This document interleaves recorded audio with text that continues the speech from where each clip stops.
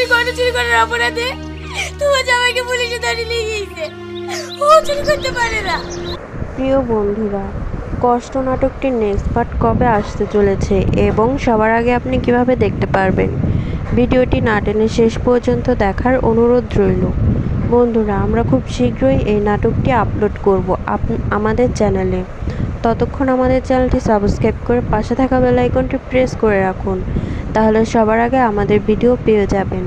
আর এরপর কোন নাটকের আপডেট জানতে চান অবশ্যই কমেন্ট করে জানাবেন।